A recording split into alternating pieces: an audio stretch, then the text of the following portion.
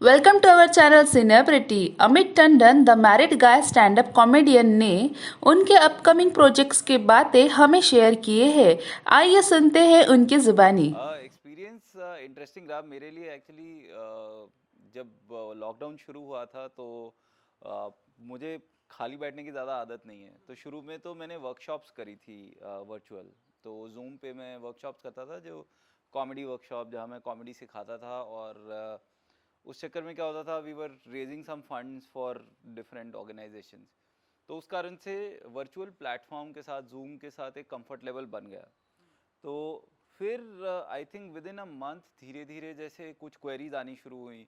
शुरू शुरू में मुश्किल लगता था, बिकॉज एकदम से वो पहले हम स्टेज पर जाते थे जहाँ हम ऑडियंस से बात कर पाते थे, वो दिखते थे। उससे इस प्लेटफॉर्म में आने में ऑनेस्टली आपको 1.5-2 महीने का टाइम लगता है उस माइंडसेट में सेट होने के लिए। पर फिर धीरे धीरे उसमें मज़ा भी आने लगा, क्योंकि पहले हम जहाँ लोगों को सिर्फ ऑडिटोरियम में देखते थे कि वो सब तैयार होके आए हैं, एक जैसे दिख रहे हैं। अब सडनली सबके घर दिख रहे हैं, उनके पर्दे दिख रहे हैं। तो एक अलग वार्मथ आनी शुरू हो गई, जो मैंने इन्जॉय करनी शुरू करी। एंड उसके बाद तो it I look forward to Zoom shows in a lot of cases, कि ये करने में उनका एक अलग रूप देखने को मिलता है। कई बार वो किचन में देख रहे होते हैं आपको, कभी वो बेडरूम में से देख रहे हैं। तो अब वो मज़ा आने लग गया है, और अब परफॉर्मेंस का तरीका चेंज कर लिया है। अब वो जैसे हम स्टेज पे करते थे वर्सेस इसमें क्या होता है कि स्टेज पे आप 15 फुट दूर हैं कम से कम ऑडियंस से, और वो भी फर्स्ट रो से। कईयों से आप 50 फुट 60 फुट दूर भी हैं। यहाँ पे मैं सबसे सिर्फ 2 फुट दूर हूँ, क्योंकि इतना कोई दूर है मेरे से कैमरा, तो आपका एक्सप्रेशन, बॉडी लैंग्वेज सब उस हिसाब से चेंज हो जाता है। अच्छा, ये जो सर एक्सपीरियंस था कि ऑडियंस के सामने फेस करना एंड हम्म यहाँ डिजिटल या वर्चुअल करना, ये जो एक्सपीरियंस था, ये मुझे ऐसा लगता है डिफरेंट एक्सपीरियंस रहा होगा सर। हम्म तो हम्म, ये कैसे आपने इसे हैंडल किया, क्योंकि स्टार्टिंग में तो आपको बड़ा ही अजीब लग रहा होगा, क्योंकि हाँ ऑडियंस के सामने वहाँ से ढेरों सारे कमेंट्स आते हैं, हाँ देन हाँ उसके हाँ। ऊपर खेलना, कॉमेडी हम्म। करना। यहाँ सर कैसे आपने इसे हैंडल किया सारी चीज़ों को? यहाँ पे दो चीज़ें थी। एक तो माइंडसेट अपना ये करना पड़ता है कि अब आप ऑडियंस के लिए परफॉर्म नहीं कर रहे, अब आप एक तरीके से अपने दोस्तों के साथ ड्राइंग रूम में बैठ के बात कर रहे हैं, आप उस तरीके से करते हैं। बिकॉज जब आप ऑनलाइन जूम शो कर रहे हैं तो आप उतने ही लाउड हैं जितने बाकी सब लोग हैं। बिल्कुल। ये नहीं है आपके हाथ में कोई माइक नहीं है। तो एक तो ये करना पड़ता है कि आप मेंटली इस तरीके से शो करें कि अब आप दोस्त हैं और आप ड्राइंग रूम में इकट्ठे बैठ के बात कर रहे हैं। सेकंड, थोड़ा सा टेक्निकली आपको सारा टाइम कॉन्शियस रहना पड़ता है। लाइक बहुत सारे शोज में तो मैं एक एक और अपने साथ किसी ना किसी को रखता हूँ, जो इंश्योर करता है कि किसी और के बैकग्राउंड से नॉइज़ ना आ रही हो। तो वो टेक्निकल इश्यूज काफ़ी हैंडल करने पड़ते हैं, बट अब धीरे धीरे सेटल हो गए। बिल्कुल। सो सर, ये वर्चुअल की दुनिया में कितना एंजॉय किया आपने? मेरे को काफ़ी मज़ा आया ऑनेस्टली, क्योंकि एक तो वर्चुअल में जब हम नॉर्मली शो करते हैं तो हमारा 80% टाइम तो सिर्फ ट्रैवल करने में निकल ट्रैवल जाता है। करना। कि आप सुबह करेक्ट। निकले, फिर आप एयरपोर्ट गए, एयरपोर्ट से करेक्ट। फ़्लाइट ली, उसके बाद उसी में ही 5-6 घंटे उसमें निकल जाते हैं। तो वो बहुत सारा टाइम बचना शुरू हो गया। तो वो टाइम मैंने अपना बाकी बहुत सारी चीज़ों में लगाया, जो बहुत सारे मेरे प्लान थे जो हमेशा पोस्टपोन हो जाते थे, क्योंकि मैं नॉर्मली साल में 250 दिन ट्रैवल कर रहा होता था। तो अब मैंने अपनी एनर्जी बहुत सारे अपने अलग प्रोजेक्ट्स पे फोकस करी। मैं एक पॉडकास्ट पे काम कर रहा हूँ, कुछ सीरीज़ पे काम कर रहा हूँ, कुछ ओटीटी प्लेटफॉर्म्स पे काम आ रहा है। तो वो एक बहुत बड़ा एडवांटेज रहा, जहाँ मेरे शोज़ भी कंटिन्यू हुए और साथ में मैं अपने बाकी प्लान्स फॉलो कर पाया। बिल्कुल। सो अभी सर आप अपना शो वर्चुअल कर रहे हैं या इन दिनों कभी ऑन ग्राउंड भी, इन दिनों अगर, क्योंकि अब लॉकडाउन तो खत्म हो हम्म। चुका है, सो ऑन ग्राउंड भी आपने स्टार्ट किया? मैंने सिर्फ एक शो किया था ऑन ग्राउंड, वो मैंने दुबई में करा था, क्योंकि वहाँ पे प्रॉपर डिस्टेंसिंग के साथ हो रहा था। अभी इंडिया में जो शोज़ हैं वो थोड़े छोटे रूम्स में हो रहे हैं, तो हाँ, थोड़ा डर लगता है अभी डर उसमें। लगता है, बिल्कुल। तो मैंने दुबई में एक शो किया था जो प्रॉपर एक बड़े स्टेज पर और ऑडियंस मतलब सोशल डिस्टेंसिंग में बैठी थी। वो एक शो किया था, काफ़ी मज़ा आया। हमें 2 बैक-टू-बैक शोज़ करने पड़े वहाँ पे। But you feel you are back home वाला थोड़ा सा फीलिंग आ जाता बिल्कुल है। बिल्कुल, हाँ वो तो है। And sir, as an artist, कि आपको भी पता है कि कॉमेडी हम्म करना, वो ह्यूमर टाइमिंग पे लाना, ये हम्म। सबसे इंडस्ट्री में टफ माना जाता है। हाँ जी। तो कैसे सर इसे आप हैंडल करते हैं, एंड कैसे इन सारी चीज़ों को आप अंदर से निकालते हैं, कैसे सब मुझे ये लगता है या मेरा ये एक्सपीरियंस रहा है कि एक तो मतलब मेरा बहुत सारा ह्यूमर जो है वो ऑब्जर्वेशनल होता है, ठीक है। और दूसरा, मैं जब लिखता हूँ या परफॉर्म करता हूँ तो मैं इस चीज़ को ध्यान में रखता हूँ कि मैं सिर्फ हंसाने नहीं जा रहा हूँ, ओके। और मैं आपको रीज़न बताता हूँ, क्योंकि हंसाने के लिए तो आपके पास व्हाट्सएप पे रोज़ 50 जोक्स आते हैं, ठीक है। वो जोक आप देखते हैं, पढ़ते हैं और हंसते हैं, पर शाम तक भूल जाते हैं। अगले दिन सुबह आपको कोई बोले कि वो व्हाट्सएप पे जो जोक्स आए थे उनमें से कोई जोक सुना, आपको कुछ भी याद नहीं होगा। तो मुझे कुछ ऐसा लिखना है जो आप 6 महीने बाद भी याद रखें, ठीक है। तो एक तो ह्यूमर जब आप लिख रहे हैं वो कुछ ऐसा लिखें जिसे, लाइक मैं जब लिखता हूँ तो मुझे होता है कि मैं कुछ ऐसा लिखूँ जो आप अपने साथ जी रहे हैं। तो मैं कोई ऐसी बात करूँ जो आप 3 महीने बाद आपके घर में हो और आपको लगे अरे यार यही तो बोल रहा था वो, ठीक है। अरे शादी की पार्टी में अरे यही तो अमित ने बोला था कि यही करते हैं, अरे अंकल जी ऐसे ही तो नाच रहे हैं, या जब हम पीते हैं तो हम भी ऐसे ही पीते हैं। तो उस चीज़ को थोड़ा सा दिमाग में रखकर लिखने की कोशिश करते हैं। परफॉर्मेंस आप जितना स्टेज पे जाते हैं उस हिसाब से आपका इम्प्रूव होता है, उसका कोई और तरीका नहीं है। इट इज़ लाइक जैसे अब आप मसल्स आपके तभी बनेंगे जब आप जिम जाएंगे, तो वही चीज़ इसमें है कि परफॉर्मेंस आपकी तभी बनेगी जितना आप स्टेज पे चढ़ेंगे, आपका टाइमिंग उतना इम्प्रूव होगा, आप ऑडियंस समझ पाएंगे कि ऑडियंस किस चीज़ पे हंसती है। तो जोक स्ट्रक्चरिंग वहाँ होती है, बट जो थॉट होता है, थॉट पे ज़्यादा काम करना पड़ता है। जहाँ मुझे होता है कि थॉट ऐसी होनी चाहिए जो लोगों के साथ रहे, उनके जहन में रहे, 6 महीने बाद, साल बाद उनको ध्यान रहे कि अरे ये बात बोली गई थी।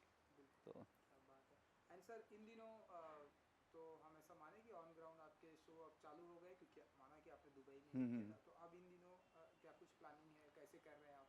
नहीं, अभी मैं शोज़ नहीं कर रहा हूँ। अभी मेरा एक्चुअली 2-3 और OTTs के अलग अलग प्रोजेक्ट्स हैं, एक पॉडकास्ट है, तो मैं अभी उन्हीं पे ही ध्यान दे रहा हूँ। अभी एक शूट ख़त्म करके हटा हूँ और अगली शूट अभी फरवरी मार्च में हो रही है। तो काफ़ी सारी चीज़ें बैक टू बैक अभी लाइंड अप हैं। तो होपफुली वैक्सीन लगने तक मेरा टाइम इसी में निकल जाएगा, उसके बाद मैं लाइव शोज़ पे जाऊँगा। एंड सीरीज भी कुछ कर रहे हैं आप, थोड़ा सा अगर आप हमें उसके बारे में बताएं कि क्या कुछ है ये, एंड अभी क्या थोड़ा क्या अंडर रैप्स है, बट हाँ अप्रैल में एक सीरीज़ आ रही है जो मैं और गुरसिमरन खंबा कर रहे हैं इकट्ठे। तो वो सीरीज़ हम दोनों ने इकट्ठे लिखी है। वो एक OTT प्लेटफॉर्म पे आएगी एंड थोड़ा सैटायर कर रहे हैं, तो होपफुली लोगों को पसंद आएगा। तो ह्यूमर जोन में है बट सैटायर है। और उसमें अभी मैं नाम नहीं ले सकता, बट कुछ आप काफ़ी इंटरेस्टिंग एक्टर्स को देखेंगे काम करते हुए। कॉमेडी जॉनर होगा, हम ऐसा माने? कॉमेडी ऑनर, ये कॉमेडी ऑनर है। बिल्कुल। एंड MX प्लेयर पे भी आपका कुछ आ रहा है शो? नहीं, MX प्लेयर पे नहीं आ रहा। मैं बाकी प्लेटफॉर्म्स का नाम नहीं ले पाऊंगा कहाँ कहाँ आ रहा है, बिल्कुल बिल्कुल। बट इस साल में कम से कम 3 या 4 प्लेटफॉर्म्स पे अलग अलग पे आपको मैं दिखूंगा भी, और कुछ में मेरी क्रिएशंस दिखेंगी। पॉडकास्ट आएगा एक स्पॉटिफाई पे, तो वो एक बहुत इंटरेस्टिंग, एक और नया जोन खोल रहा हूँ मैं अपने आप के लिए। तो वो पॉडकास्ट अभी अगले 1-2 महीने में रिकॉर्ड होना शुरू हो कुछ जाएगा। थोड़ा सा और ब्रीफ में बताना चाहेंगे कि क्या कुछ और फैसिलिटी हमें वहाँ देखने को मिलेगी? हाँ, तो उस पॉडकास्ट का जो जोन है वो लार्जली ये है कि हमने सिर्फ, लाइक, आप जहाँ भी जाते हैं आप सिर्फ अपने साइड का सोचते हैं, पर हम इस पॉडकास्ट में मैं कुछ ऐसे लोगों को लेके आ रहा हूँ जिनको आप मिलते रोज़ हैं, बट आपने कभी उनके बारे में सुना नहीं है, उनकी बात नहीं सुनी, उनका नज़रिया नहीं सुना। कि आज तक हमने लोगों को कंप्लेन करते हुए सुना है ऊबर ड्राइवर के बारे में, बिल्कुल। ठीक है, बट आपने कभी ऊबर ड्राइवर की बात नहीं सुनी कि उसको किस किस तरह के लोग मिलते हैं। बिल्कुल। तो हम ऐसे लोगों को ला रहे हैं जिनको आप मिलते रोज़ हैं, बट कभी आपने उनकी बात सुनी नहीं है। तो थोड़ा वो जोन है, उसमें अलग अलग एरियाज़ कवर कर रहे हैं। हम एयरलाइंस पे कर रहे हैं, उसमें ऊबर ड्राइवर्स के साथ कर रहे हैं, टीचर्स के साथ कर रहे हैं। तो हमने पेरेंट्स की बातें सुनी, हमने टीचर्स की बात नहीं सुनी। सो वो एक जोन लेके आ रहा हूँ मैं अपनी पॉडकास्ट में। ये काफ़ी इंटरेस्टिंग होने वाला है सर, ऐसा मुझे लग रहा है। काफ़ी बिजी शेड्यूल रहता है सर आपका, मैंने सुना है, क्योंकि हाँ, वो अभी काफ़ी काम बिजी हो पे गया काम है। पे कर रहे हैं। कैसे आपकी दिनचर्या लाइक स्टार्ट होती है? एंड मैं भी यहाँ भी आया हाँ, था, हाँ, आप कुछ मीटिंग कर रहे थे। हाँ। अपने दिन का शेड्यूल कितना बिजी रखते हैं आप? फ्री कब रखते हैं, एंड कब आप कभी योगा एक्सरसाइज हाँ, कैसे क्या कुछ करते हैं, अगर आप कुछ बता सकें? पहले तो काफ़ी फिटनेस पे काफ़ी ध्यान दिया था पिछले 7-8 महीने में, तब जब ज़्यादा टाइम था। बट जैसे जैसे प्रोजेक्ट्स कमीशन होते गए हैं, तो भी 4-5 ऐसे प्रोजेक्ट्स चल रहे हैं जिनमें मतलब डिमांडिंग रहता है काम। तो अभी ऑनेस्टली 15-20 दिन से फिटनेस पे ज़्यादा नहीं ध्यान दे पा रहा हूँ। बट आई हैव रियलाइज्ड कि हमारी एज में, अब मैं 45 का हो गया हूँ, तो इस एज में फिटनेस पे ध्यान देना ज़रूरी होता है काफ़ी। तो अब वो मुझे है कि मैं सुबह वो ख़त्म करके दिन में मतलब मेरा दिन थोड़ा सा लेट शुरू होता है, क्योंकि राइटिंग का काम बहुत सारे हमारे साथ के लोग होते हैं जो रात को 1:30-2 बजे तक, 2:30 बजे तक करते हैं। तो वहाँ तक जागना ही पड़ता है। तो दिन में होता तो मैं घर पे हूँ, बट फिर 1 घंटे की कॉल हो गई, फिर आपको 15-20 मिनट बीच में रेस्ट मिल गया, फिर उसके बाद कोई कॉल हो गई, फिर आप अपना अलग से, जैसे मैं घर में एक रूम में बैठ जाऊँगा, 1.5-2 घंटे लगातार बैठ के राइटिंग कर लिया। तो इसी तरीके से दिन में 7-8 घंटे का निकल जाता है। बट ये ज़्यादा टायरिंग होता है, क्योंकि जब आप इस पे कंप्यूटर पे या लैपटॉप पे सारा दिन मीटिंग्स कर रहे हैं, मैं रियलाइज़ करा है कि वो ज़्यादा टायरिंग है एज़ कम्पेयर टू कि आप किसी को पर्सनली मिल रहे हैं। बिल्कुल।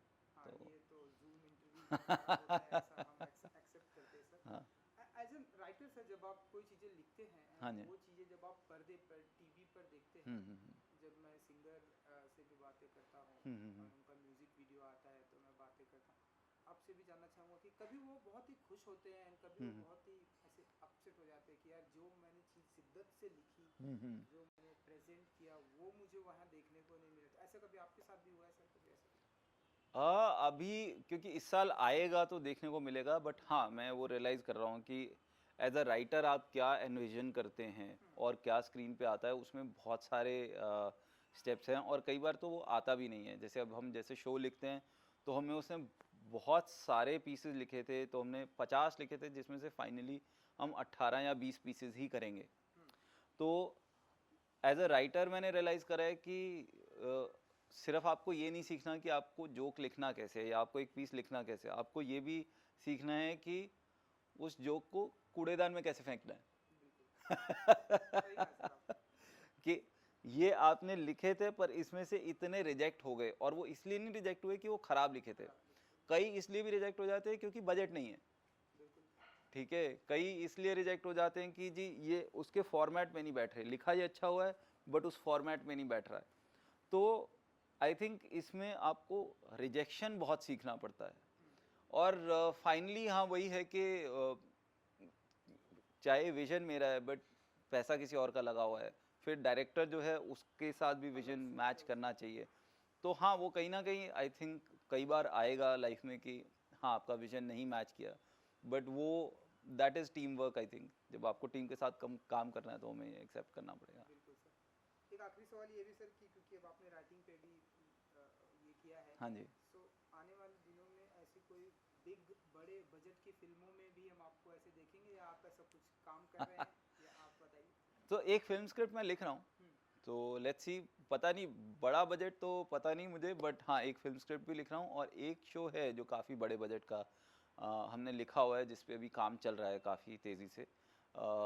बट उसके बारे में मैं कुछ बात नहीं कर पाऊँगा अभी, बट हाँ कुछ ऐसी चीज़ें बड़े पर्दे वाली दिखेंगी अभी तो आने वाली। कॉमेडी जॉनर होगी फिल्म की, या नहीं नहीं जॉनर नहीं जॉनर आप नहीं, मैं अब थोड़ा सा ये है कि सिर्फ कॉमेडी नहीं कर रहा हूँ, क्योंकि मैं अपने आप को एज अ राइटर देखता हूँ, जो कॉमेडी को एक माध्यम यूज़ करके, परफॉर्मेंस को एक माध्यम यूज़ करके अपना अपनी बात कह रहा था। तो कॉमेडी एक तरीका था बात करने का, स्टैंड अप कॉमेडी एक तरीका था, बट बहुत सारी चीज़ें हैं जो सीरियस होती हैं जो मैं कहना चाहता हूँ। तो कुछ चीज़ें ऐसी आएंगी जो सटायर होंगी, कुछ कंप्लीटली सीरियस भी होंगी। बिल्कुल तो ट्राई कर रहे हैं, देखते हैं कि कितना लोग उसको भी एक्सेप्ट करते हैं। जैसे अलग अलग जॉनर्स हैं जो लिखने की कोशिश कर रहे हैं हम अभी तो।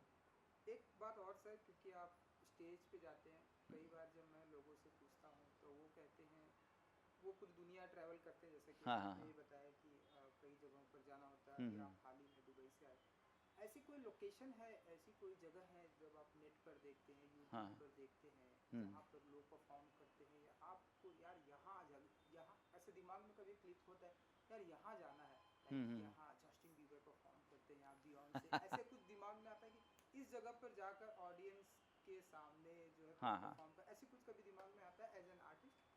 यार देखो मेरे केस में क्या है कि मैं 35-36 की एज तक मैंने कभी स्टैंड अप कॉमेडी करी नहीं थी। हाँ सर, अग्री सर। तो उसके बाद मैंने शौकिया शुरू करी, छोटे छोटे क्लब्स में किया, और अब मैं मतलब 28 कंट्रीज़ में परफॉर्म कर चुका हूँ। मैंने यूएस वगैरह में 1500 सीटर शोज़ करे हुए हैं। तो मैं तो ऑलरेडी उस जगह पहुँचा हूँ जहाँ मैंने सोचा ही नहीं था। तो एक होता है ना कि एक आदमी बकेट लिस्ट बनाता है, तो मैंने वो बकेट लिस्ट भी नहीं बनाई थी, उससे आगे मुझे ऑलरेडी बहुत कुछ मिल चुका है।